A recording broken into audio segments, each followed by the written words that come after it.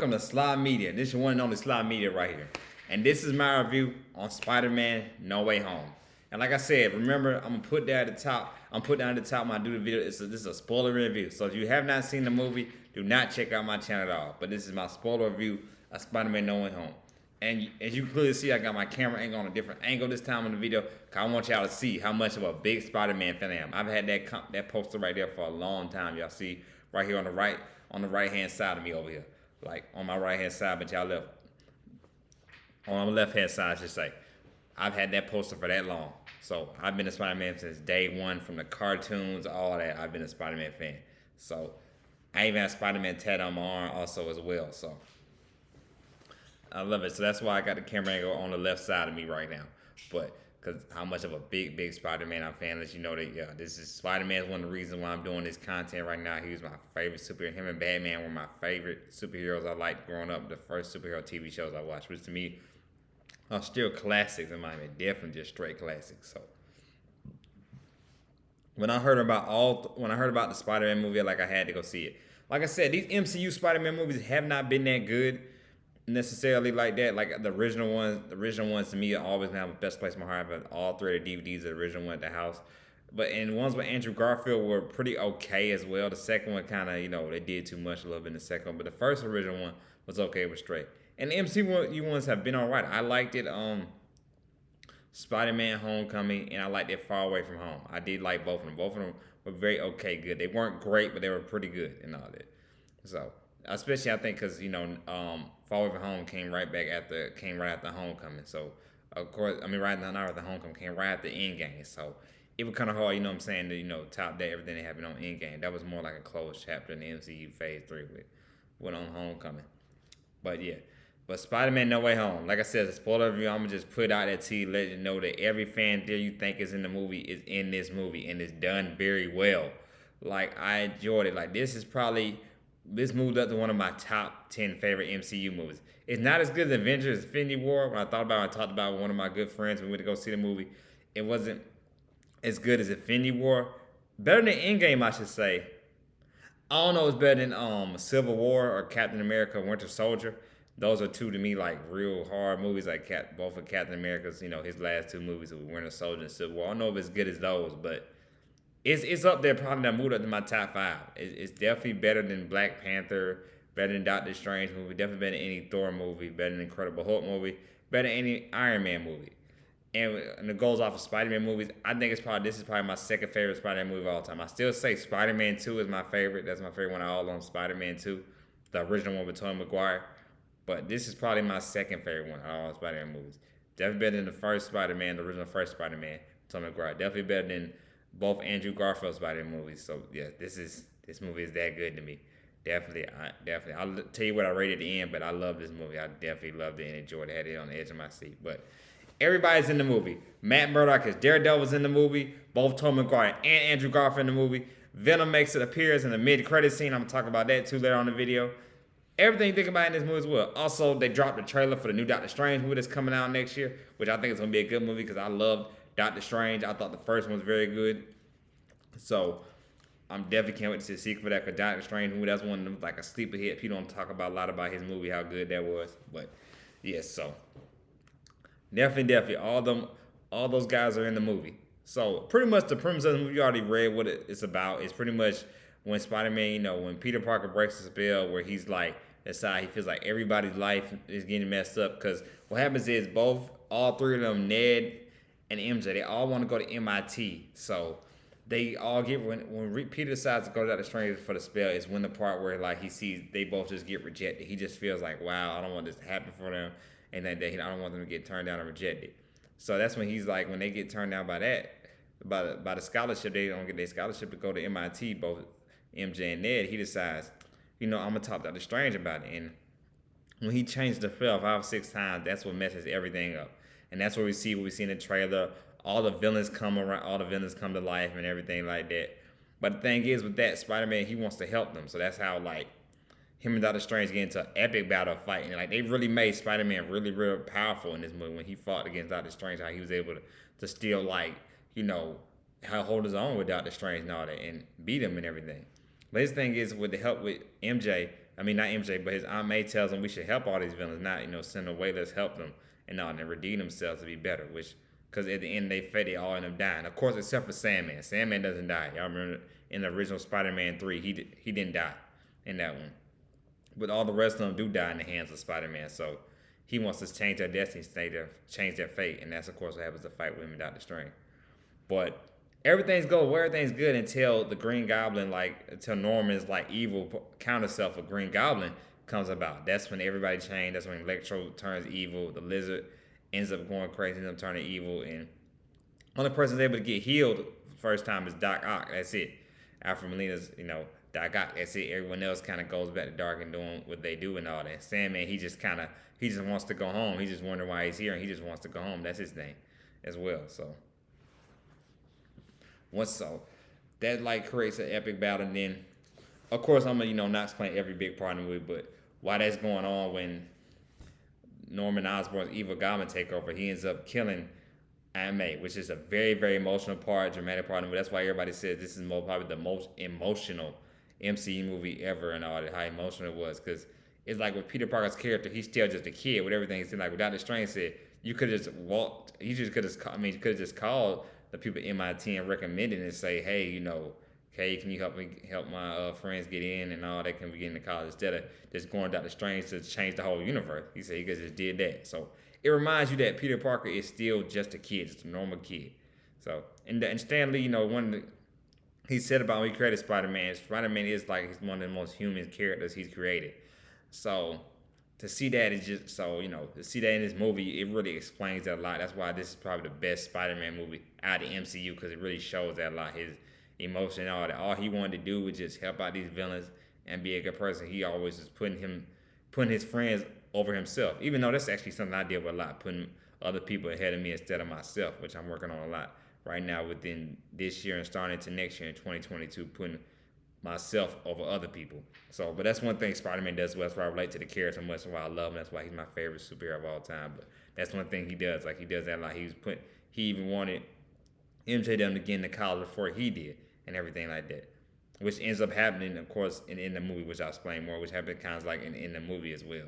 But that's what he does a lot. And same thing with the villains. He and listen to Doctor Strange and been like, oh, well, Bumpy, yeah, let's take them back to their world, and they just die and all. He's like, no, because of his Aunt May kind of influenced them way. Let's help them. Let's help change their fate. Let's help change their destiny. He found a way to fix all them was ever wrong with them, to make them be, good, and that way they're not evil anymore, so they don't die. So, but when, Goblin turns evil and kills Aunt May, he loses hope, he gets upset and everything like that. And that's when Ned, and of course with Ned a lot, they really showed a lot of Easter eggs on him using magic a lot, with kind of showing him that him becoming the next Hobgoblin. But y'all don't remember in the comics, Ned is considered a Hobgoblin. So all of a sudden they show a lot of Easter eggs, him using magic and all that. I got that vibe that I'm like, okay, they're really trying to make him like the next, Hobgoblin, because the way they did it, how they done kind of redid everything and all that with time and all that in this movie, Ned could end up becoming that and everything, becoming like the Hobgoblin, because he won't remember, I'll talk about it later, but he won't remember who Spider-Man is as Peter Parker. So that's gonna be very interesting. But they hint that a lot in this trilogy, I should say. They really hint that a lot in this not in this trilogy, but in the movie. The parts in the movie they did that a lot. So, but back to what I was saying, when Ned uses magic, he summons both Peter Parkers. First, he summoned Andrew Garfield, and it just sold the moment when everybody screams and all that when Andrew Garfield comes out with his Spider-Man costume. Then we see Tobey Maguire come out. OG Spider-Man, know about Tobey. That's still my favorite Spider-Man, Tobey, and all that. And it just, Andrew Garfield was definitely emotional when he does talk to Peter and tells, I know what you're going through with dealing with my death, or Gwen dealing with that, so I know what you're going through, not the emotion, how you deal with that. And Tobey tells him, not Tobey, but Tobey Maguire's Peter Parker tells him, hey, I dealt with the same thing with Uncle Ben, how I was enraged, the man that I thought killed him and everything. So it just, the emotion between, both of them coming together. But Andrew Garfield really steals the show in this with him, with his Spider-Man. Andrew Garfield wanted to play Spider-Man since he was a kid. He loved Spider-Man. You see how fun he played with his character. I'm so happy to see him back as Spider-Man. He really enjoyed it. So it really was the entertaining part of the second half of the movie. That's really when they both come in in the second half of the movie, all three Spider-Man all together, and there are multiple scenes with each other. The way they interact with each other is so crazy, so entertaining, so much fun. Also, when Peter Parker says, "Oh, I've been an Avenger," and they're like, "What is that?" That's another funny part as well, and all that. So awesome. So a lot of Easter eggs as well when Andrew Garfield Spider-Man helps heal, because in the end he does that. He helped heal all the villains, including Green Goblin as well. And just when at one part where he stabs Tobey Maguire Spider-Man, you think, oh, he's dead, like, oh, they done killed him, but nah, he's okay and everything like that. And I love how the fuck how, excuse me, like, how they really made fun of Tobey being the OG Spider-Man, being the old one, how he's saying his back is a little sore and all that. Then Andrew Garfield saying, this is how you fight with looking like a youth minister and everything like that and all that, But Tobey's the OG Spider-Man, how he doesn't use electronics like that for his webs. His webs come out from him. So, wow, man, it just, like I said, very, very, very fun seeing all three of them entertain and interact with each other. But I was saying also as well with Andrew Garfield, he helps heal Max, Jamie Foxx, Electro saying, I thought you'd be from Queens. I thought you'd be black, you know what I'm saying? Is that, maybe there should be a black Spider-Man. Maybe when is a black Spider-Man coming? Which, of course, his and Miles Morales, we have heard in the first one about Miles Morales' uncle. So, and 5 years has passed since not 5 years since the change has passed since that very first Spider-Man movie. So, I don't know when we might see Miles Morales. You might see him in the next Spider-Man movie because there are more that are coming. But, like I said, I know, of course, the cartoon, version of Into the Spider-Verse is coming next year in 2022. But yeah, I think like the Easter egg hinting that as well by saying, yeah, there will be, the Black Spider-Man Miles Morales will be coming. Maybe sooner than we think. You know what I'm saying? He might not come, next movie, or he might do come next movie. But the Easter egg hinting at that as well. So, but all in all, like I said, to reckon with the action set piece, like I said, the fight between Spider-Man and Doctor Strange was definitely fun. Seeing Spider-Man hold his own against Doctor Strange, and then the fight scene with all three of them together fighting the villains, the one they edited out in the trailer. That's why everybody's like, oh, both Spider-Man in the movie. They just edited out. They didn't want to spoil it, but everybody kind of knew, like, yeah, that's all three of them. All three of them are in it. That was, like I said, that fun. Them teaming up together using their word call. It just, like I said, it was just outstanding. It's fun. Like one of my favorite cinematic, experiences I've had in a long time in movies. Like I said, it's the only thing that comes close to action pack as this was Avengers Infinity War. That's it. Only thing came close to this action pack of an MC movie is Avengers Infinity War. But from start to finish, I was entertained by this movie as well and everything like that. I loved about it that you didn't know when Tobey Maguire never come. You kind of knew, but you didn't know when Tobey Maguire and Andrew Garfield Spider-Man would come. But it was just the way it was written and all that. Everything just made sense and everything was definitely entertaining. Of course, it was a couple other things like could have didn't make sense and all that and everything. It makes sense that in the third, but for the most part, everything was well and everything was done right. Like I said, definitely good movie. Good movie. I can see why the people say it's emotional. Like I said, the depth and everything that Peter's having to deal with, everything, losing Aunt May and just having to try to put himself over others and everything, that trying to take care of himself. So, like I said, it's very, very, like I said, I'm gonna keep on saying very, very great, very, very good movie. I really loved and enjoyed it. But also as well, I talk about the mid-credit scene. We showed Tom Hardy's Venom. He ends up, because what happens is, when Doctor Strange tells Spider-Man everything, different worlds are coming and this and that third because you messed with the time. He told him, man, the best thing I can do is just erase it where nobody knows who I'm Spider-Man anymore. Nobody knows I'm Peter Parker. Nobody knows anything about me and all that. Which I think sets up with having maybe necessarily like Spider-Man being in the Sony universe, him being in that Sony world where it's like, okay, nobody knows and nobody remembers him anymore. So it's like he's in that Sony world and that Sony universe and everything. Maybe they hinted something like that, but I don't know. Because also in mid credit scene, you see Venom get zapped back. Once Doctor Strange removes everything, he gets zapped back to his world. But we see the Black Symphony still there, showing that the symphony is still there, the MCU and everything like that. So I don't know what that leads to. Like I said, Flash Thompson is in this MCU verse, and we all know about Flash Thompson becoming Venom. So that's another Easter egg hinting at that. And we know Morpheus is coming out next year, so Morpheus is supposed to be kind of in MCU, kind of not in MCU. We know Vulture makes an appearance in that movie, so that'll explain more about that, like with that whole thing in the mid-credit scene with Venom Symphony and like when the Morpheus movie about Vulture being in there and everything like that. So very, very interesting on that with that mid-credit scene. Also, in credit scene as well, we get a trailer for the Doctor Strange movie, with that also stars Scarlet Witch, and they said Loki will make an appearance in that movie as well, called the Multiverse of Madness, because of pretty much everything that happened in Spider-Man No Way Home. You know, Doctor Strange is dealing with that into the Multiverse of Madness. So definitely look good. That's why I said stay tuned for that end credit scene for that trailer and for the mid credit scene with Venom. They're both good. But the end credit scene with Doctor Strange with the Doctor Strange trailer definitely looks good. Mobius is back, not Morpheus, but Mobius is back as well. So looks like a lot of stuff going on in that trailer as well. If anybody watch What If, we're gonna get an evil Doctor Strange that we saw in What If. We're gonna get that in the Doctor Strange sequel. So that should be definitely entertaining. But the whole thing of it is like pretty much they're rebooting retconning, so anything can happen right now. Pretty much slick retconning, so anything can happen right now. Because pretty much in the end, we see Peter Parker, aka Spider-Man, is at home at a house. You know, pretty much staying in a dorm. I mean, not staying in a dorm, pretty much staying in a one-bedroom apartment and everything like that. Pretty much nobody remembers. Everybody just knows Spider-Man. Nobody remembers him as Peter Parker or anything like that. So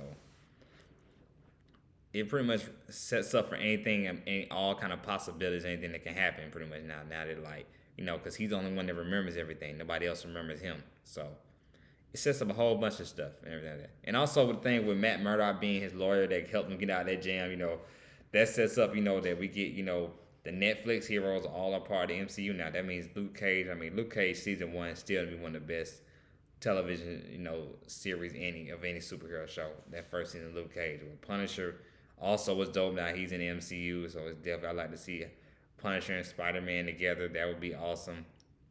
Not only we seeing Spider-Man and Daredevil, so that would be crazy. That's awesome.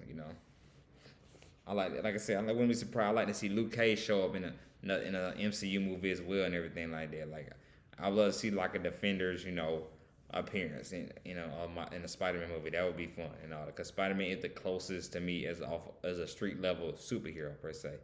Out of all of them, he's the closest one as a street level superhero. So it's only right that Daredevil first appearance in the MCU would be in that movie, and I love how the audience reaction when they see him pop up in there. But that sets up for all these guys to show up. So because also Kingpin, you got watching Hawkeye. Kingpin is in Hawkeye as well. So it sets up a lot because they did say Kate Bishop is supposed to be in the Ant-Man and the Wasp 3. Those are both like kind of Spider-Man, Ant-Man, or superheroes that are kind of just low level.